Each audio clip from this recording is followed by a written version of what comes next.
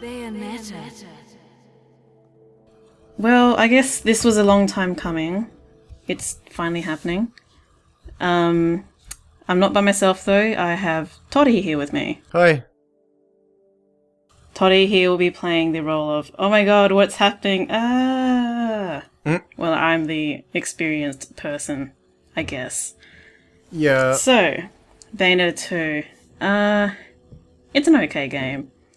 Toddy, you have some experience with this, don't you?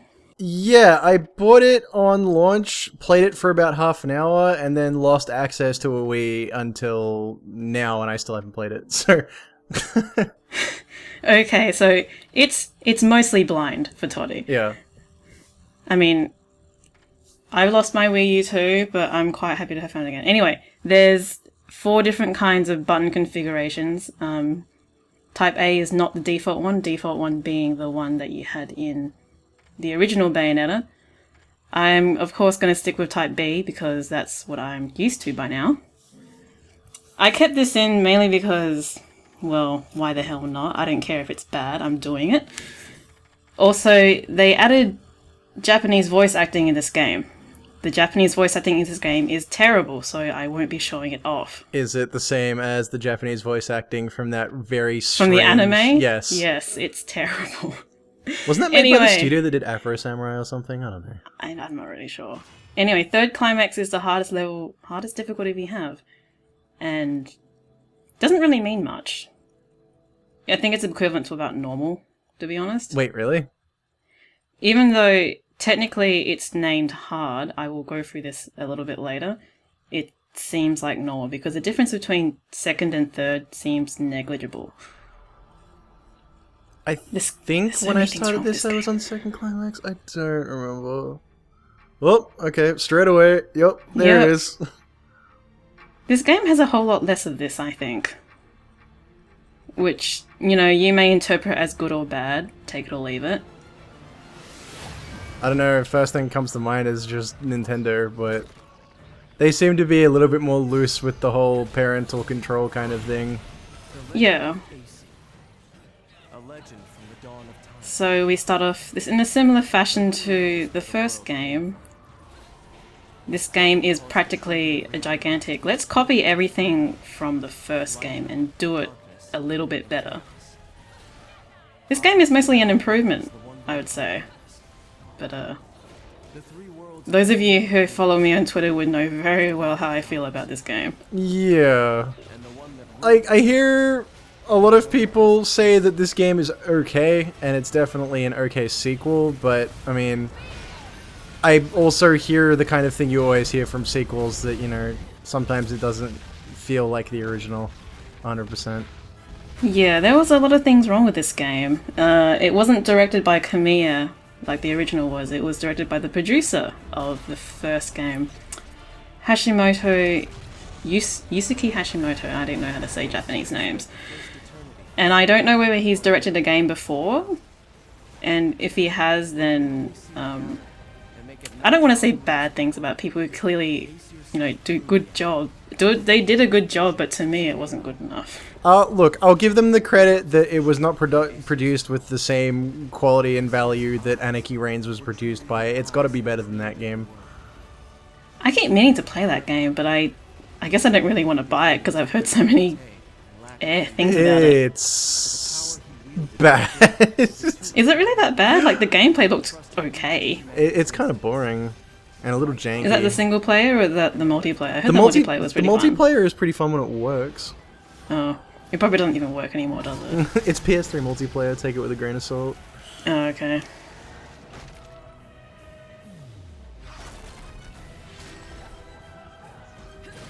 So, the thing I do know is a little bit of stuff about Bayonetta 1, obviously from watching your LP, and I've played it a few times myself.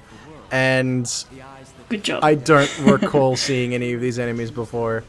Yes, so- all the enemies in this game are new. Hashimoto said that he didn't want you to fight the same enemies in the second game for obvious reasons, that it would feel just like more of the first game, which is a good thing. The enemies in this game are pretty unique. Some of them are actually reused designs that never made it into the original from if you have the art book, The Eyes of Bayonetta, you'll see some artwork that was used in this game. So it kind of gives it the feeling that maybe they just reused stuff that wasn't maybe good enough to go in the first game. Not good enough might not be the case. They probably wound up realizing they could only fit so many assets into a single game and probably had to... Oh, hello, I see that again. Yes, there's some enemy reuse in this game. I'm not a fan of it, but it makes sense in terms of the plot. Because the plot is really important. Yeah, the Bayonetta 1 plot made 100% sense all the time. I will say for this game, it makes a whole lot more sense than the first game. So I think maybe Kamiya's getting better at writing these things. Kamiya did write this game. Right. At least you're the silent type. The last sage I met spent 20 minutes rambling on and on. Oh, references to the first game.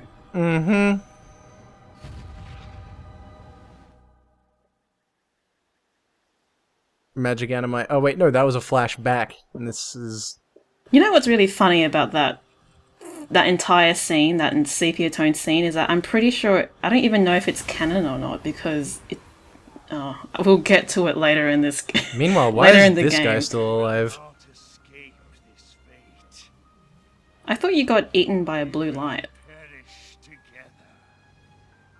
Pretty sure I remember seeing this guy die. I do not remember his name though. Boulder. That's the one. God of Light. And the last Lumen Sage. At last, you have fulfilled your promise to me. Wearing his broken monocle in death. Every character's got to have some sort of eyeglasswear. Waiting for the Bayonetta villain with shutter shades. The right eye of light was lost from the world forever, along with its possessor. Kind of like this, I don't know, non-gendered enemy who is also Kanye. We get Chivos! There are Chivos in this game. Similar to the first game, so nothing new there. Weird, because I don't Hello! think... Whoa. More cutscene. For those of you who, you know, for some reason don't watch the talky versions of this. Is this supposed to be like New York? No, it's too downscaled to be New York. It's some sort of generic American city. They all look the same to me. I watched Run All Night the other day, and I couldn't identify whether the city that was based in was New York or Chicago, because you can take a safe bet with any movie that it's either New York or Chicago. Yeah. Even if it's filmed in Sydney. Yeah. Kind of like the Matrix, right? That was filmed in Sydney. Yeah. Get a nice refreshing glass of Yusuke Hashimoto. Wonder what flavor that is. It's probably an energy drink, so acid. Hello, Wonderful 101 reference. Huh. Yet another game I own and still have not played. Oh, I never really enjoyed Wonderful 101 as very much. The combat for me felt really clunky, which I'm sure most people will be howling down that I'm incorrect, and they're probably right in that I'm incorrect, but I just didn't like the feel of it. Pretty sure Bayonetta's outfit right now would be only considered suitable at like the Melbourne Cup, and even then it'd be kind of a stretch. The hat's not, you know, not hatty enough, because when you go to the Melbourne Cup, you don't actually wear a hat. Yeah, no, it vaguely resembles a hat, but... It's something you wear on your head, but it doesn't actually offer any protection from the sun or whatever. Anyway, Bayonetta's got a new look. I've seen so many arguments saying that she's not a real woman now because she has short hair. My sister played a fair bit of this game, and she was screaming Audrey Hepburn references. And she I said, think this entire bit here is like a Breakfast at Tiffany's reference, but I've never watched it, so I can't say definitively. She said that she had like this weird Audrey Hepburn-esque haircut. Yeah, I'm not sure. But I'm uncultured, I've never watched it. I know for a fact that one thing in this game is an Audrey Hepburn reference, but I'll point that one out when it happens, because it happens pretty Alright, soon. cool. Done and done. Let's go home, Enzo. It really confused me that Enzo was checking out this girl wearing really short shorts and it appears to be the middle of winter.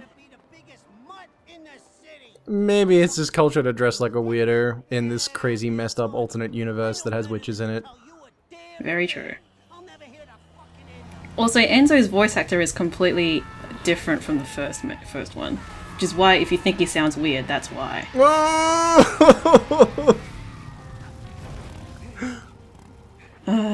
Jean is still amazing. Jesus. Oh my god, those goggles. You always know how to make an That fucking hair. I really hate this hair. It looks really weird. Actually, it actually looks like some piece of really... It looks like ribbon tape. Yeah, it... haven't quite figured out. You know, I've seen the cosplays of John, and it's just like this messed up hair runs down to your butt. It just looks terrible. I hate Jean's new look. Hmm. You're about as sweet as my Nona's grappa, you know that? Some witch with amnesia goes around calling herself a weapon, and it turns out she really got... Pro tip, don't actually drink grappa. That shit's rich, I tell you what. What is grappa? It is a really gross Italian liqueur I'm sure you've noticed, that only old people seem to drink and like. but they aren't. Is it kind of like, what's that? Is it ouzo? It's Greek and it's like licorice flavored or something. It's not, I don't think it's licorice flavored, but it's that kind of grade of like really horrible aftertaste liqueur. I mean, I don't drink much to begin with, but that sounds awful. If you want a like gross-ish Italian liqueur, just get limoncello, at least it tastes okay. Yeah, limoncello sounds pretty decent. I mean, it's lemon flavored, right? Vaguely. Okay. I know Italian. And when you drink it, you don't feel like you're dead inside and outside. Oh, Enzo's got a little platinum star tie thing.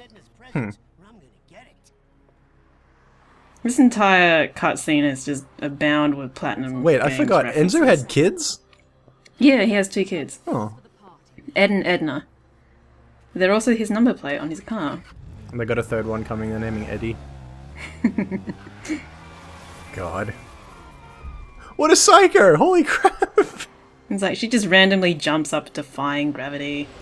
How the hell does she do it? I also really like those sweet continuity errors where that tipping bus seems to have completely vanished from existence. Didn't notice that. Oh, one thing that really confused me. In the Eyes of Bayonetta book, there's a documentary, I guess you could call it, and Kamiya mentions that Cereza, as in baby Bayonetta, doesn't have a mole, but grown-up Bayonetta does. Did you get it checked? And that was... I don't know, like, that was meant to be, I guess, maybe a wink wink, maybe she's a lesbian now? I'm not really sure what it means, to be honest. Huh. That's the one. That's the biggest one you got in the store, right? Well, like, maybe accidentally skin cancer or something, that's kind of scary. Oh shit. Maybe she was in Australia. Skin cancer on the face. Ugh. Screw the pretty ribbon. Just hurry up and put it in the box, will ya? That's your first concern? Not being hit by the plane? Okay, you got it. Gotta get this present, man. He loves his kids. Must get my generic toy car for my children. Wonder Toys, is that a reference? Maybe. Try to avoid doing this. Probably. I mean, I don't remember if there was a Wonder Toy, but if it is a reference, it's a pretty lazy one. Eh. They had a board meeting over the 3 weeks to try and name that toy shop. They finally settled on the corniest one. These are our new mooks. They're equivalent to affinities from the first game. At least your lot still knows how to make an end.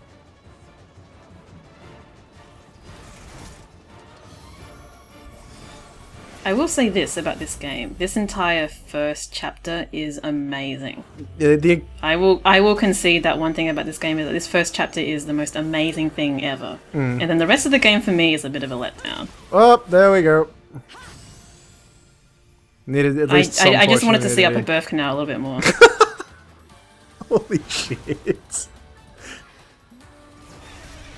I mean, it wouldn't be Bayonetta if he didn't look up her crotch every now and then. That is true. And if you don't work it out now, you'll soon become accustomed to it and sort of just either ignore it Look, or... that's just one thing about Bayonetta, you just have to get used to all the gratuitous sex in it. Yeah. I do not want to have a discussion about whether Bayonetta being sexy is a bad thing or not. That has a potential to go really bad places, so yeah, don't actually do that. Yeah. I mean, feel free to have that discussion, but if it gets out of hand, I do not want to hear about it ever again. Just all of the moves. The intense amount of storyboarding that goes into all these sick flips and kicks. This is a really sweet cutscene, and I don't know what it is about the rest of the game, but I don't really get this same feeling from the rest of the game. Even though they had the same cinematic director.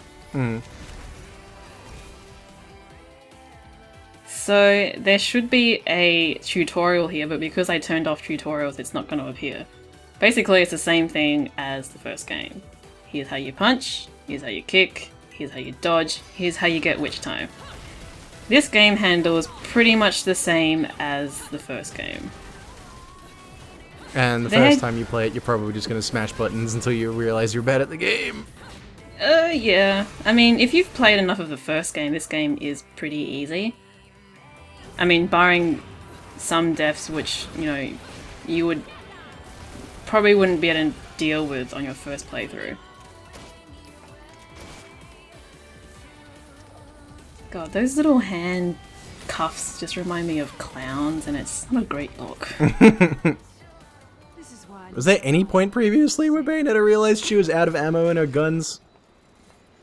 No, that's the thing! Huh. I thought that was She a bit magically weird. creates more bullets. Didn't I say it? This is why I can't have nice things. Damn it, car, start already. By the way, Rodan being Santa is now canon. Merry Christmas, motherfuckers. Fucking one. I was so happy when I saw this. Rodan? But I don't believe in Santa. It's almost like the devil being Santa. Almost. Very weird interpretation of the devil, but yeah. It's a cool Devil ass slash Santa. fallen angel, you know, it kind of fits. Be fucking leavable. Why is he smiling when he's saying that? I don't know, this whole thing with Enzo is terrible. Basically how they wrote Enzo with shove the word fuck in every, you know, second sentence or something. It seems really lazy. Straight out of Brooklyn. Ramp it, ramp it, ramp it, ramp it. This entire first episode is amazing. I just love how the plane is seemingly on autopilot. Ooh, that's cool. He also gave her a lollipop, by the way. I didn't see that one in amongst the clusters of guns. We have new guns! They are fucking massive, by the way, compared to the first games. I was kind of surprised not to expect them handing Bayonetta a bunch of NES zappers just to, you know, keep tying in more Nintendo crap, but they seem to be at least relatively sensible about it in this game. Yeah, in the initial playthrough there really isn't that much in terms of Nintendo shit. Sign second playthrough, casually maybe. bent over his head. So, new to this game is Umbran Climax.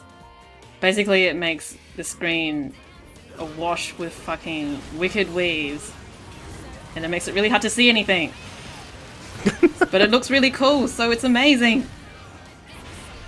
It also lets people cheat out of trying to work out what combination of buttons start up Wicked Weaves. Oh yeah. That was one of the tricky parts about, like, learning how to be slightly okay at Bayonetta, was trying to work out what combination of buttons did good Wicked Weaves and stuff like that.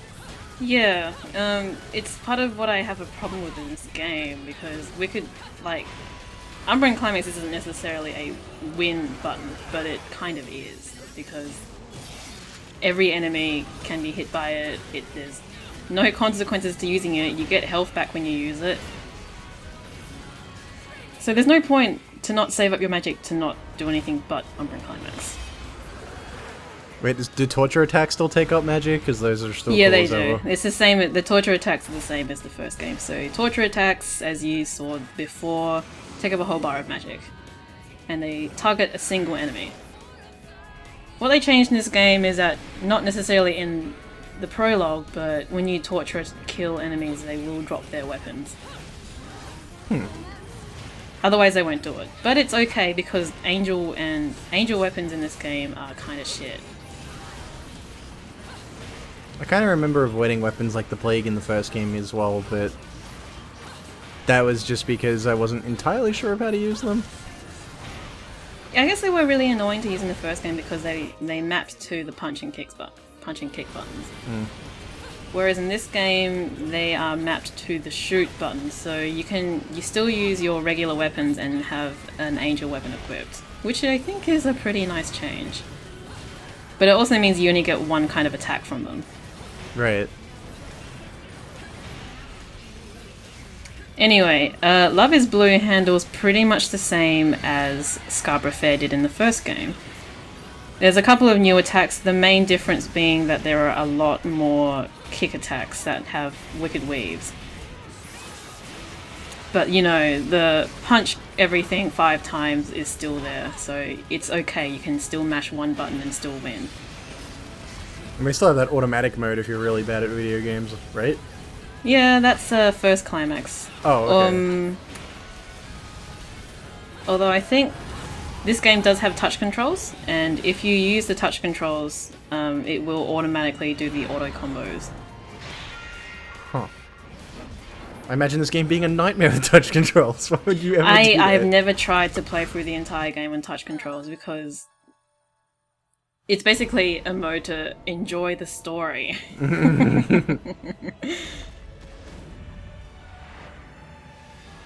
In other words, you just drop $90 and a drop of acid and you're ready to roll, but you can't play video games. Yep. Anyway, that scene there is actually one that you can interact with. There's a hidden QTE there. Huh. You can dodge it and start this verse in witch time, or you can not dodge it and have a bit more trouble with this bit. That's kind of cool, actually. A little annoying that they don't give you like any visible. There's no option to indication dodge. for it. Yeah. Like, and another criminal thing is that they don't use it very much. It only happens like twice. oh, so they want to catch you by surprise with it? That's a little messed up. Yeah. I mean, there's no penalty for missing the QTE, but you know, if you do get the QTE, then you start with extended witch time. So that's why wouldn't you do it? I think it might be a little bit worth mentioning that we are on a collapsing train track bridge and kicking the crap out of weird angel mecha doll sim right now. Oh yeah, like this entire first chapter does escalation perfectly. By the way, this fucking cutscene is pretty great.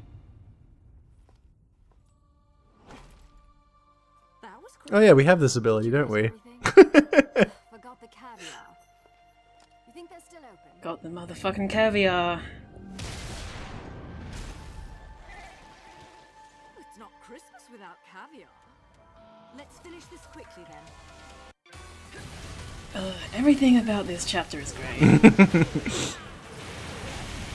Anyway, Umbran Climax, I should mention, you can turn it off in the middle of a combo.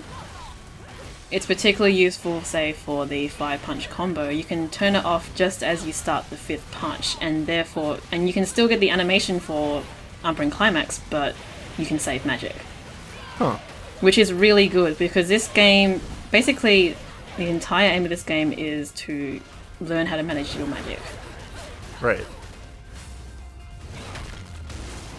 There are so many system changes in this game that I feel like I should make a separate video just covering exactly what they changed and why it's all terrible. Is that the part where you just put up tiny bits of gameplay and start screaming? I mean, that's what your Twitter tells me anyway. Like, I can't 100% like prove any of this. I just basically I'll play the screaming game. I'll have like I'll actually say what's wrong with it underneath, but on top of it, I'll just overlay me screaming. have a translation. And you just try and hear exactly what's wrong with it.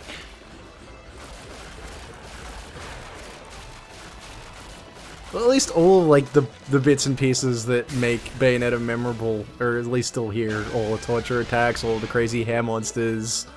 Yeah, the gore. Like it feels like they kind of knew exactly what made Bayonetta good, but when it came to a little bit deeper combat, it's just not as good because they removed a lot of things. And I feel like with a system that was as good as the original Bayonetta, they shouldn't have removed anything. So, Gamora has escaped his hair bonds, I guess. Well, dead. Or not.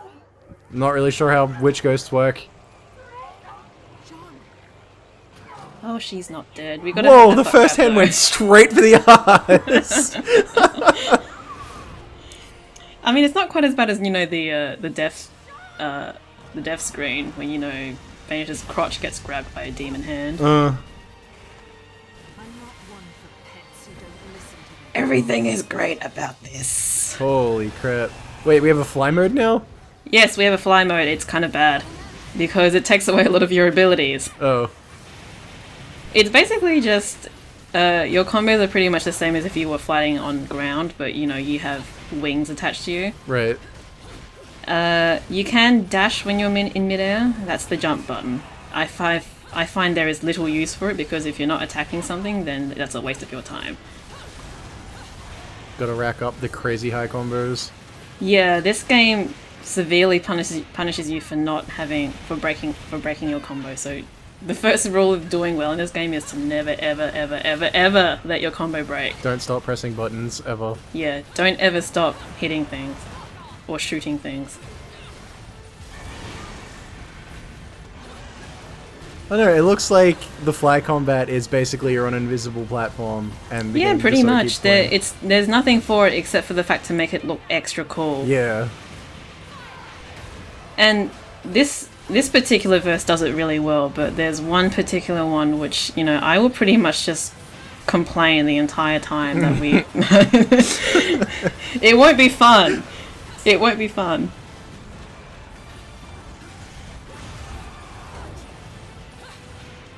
This Gamora's pretty hard, I guess, the first time you see him, but it's pretty easy afterwards. He was about to suck me into his mouth there. But you can just But you dodge can out prevent of him. it. You can dash out of it, or you can use Umbran Climax and interrupt him from it. Oh, does it run like Devil Trigger where you can like sort of have this like burst damage thing? Yeah, there is burst damage when you trigger Umbran Climax. Okay. And I use that to great effect much later in the game. Well, yeah, those sorts of burst mechanics are always ridiculously good.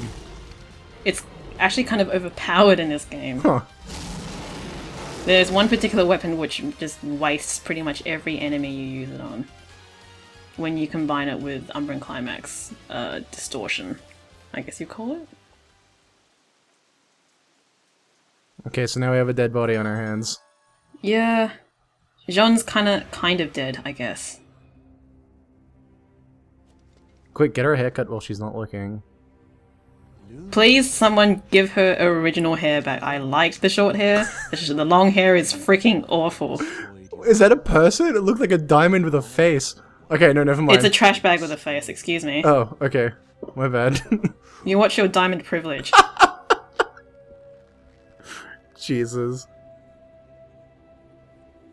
In case it wasn't completely obvious who that character is, but I guess for people who may not have experienced the first game, they won't know who that character is. And these cutscenes make a return. I'm not sure if they're as good as the original ones. I don't think so. I think the film strip effect was a lot nicer than the weird clock thing. Yeah, it's kind of... It almost seems lazy. I don't know, like the weird fluoro metal metallic blue all over the place is kind of a weird I didn't ask you to color tell me what I for... already know. It doesn't really contrast well with it. If you're going to be Nah. about it. They did mention, like, Mari Shimazaki, the girl who designed Bayonetta and also designed her second look, mentioned that blue is a really hard color to make pop. Yeah. It's a hard, warm color match to make contrast with it. If you go blue and black, it looks too gross 90s hacker look. You know, it's pretty hard for a dead chick. Enzo, no. Wasn't a big fan of I- her shit when she was You're going to jail. but looking at her now, nah, still not a fan. She's not dead, Enzo. See, those moments are so few in this game.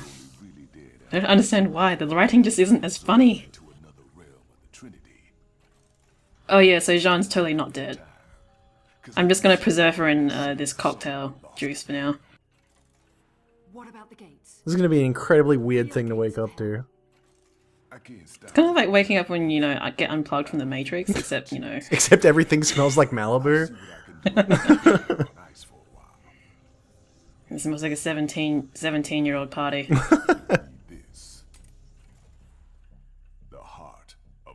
Some weird demonic bar equivalent of just like some messed up jungle juice crap. He's just put every liqueur he can find until it turns pink. Passion pop. Ugh. I bet that's what Jean would have.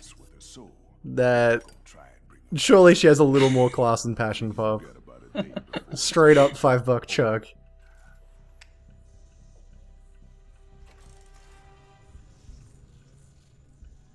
I swear, if Enzo is still gawking over the body, okay, never mind. Oh god. No. Why does he own a jet? Do not. No. Listen. Why does it assume that he even has a jet? I don't understand this. She already knew. How did she already know he had a jet? Enzo, how do you have this jet? How do you afford things? Let the real Santa take care of the presents. Now let's go. It's official. Hey, I said I We're going on a world tour. Nedna, you can't put one over Oh, on those okay, those are their names. Let me tell you. Hey! Let go! Let go of me! Why do I always get wrapped up in this shit? I miss old Enzo. This Enzo sounds terrible.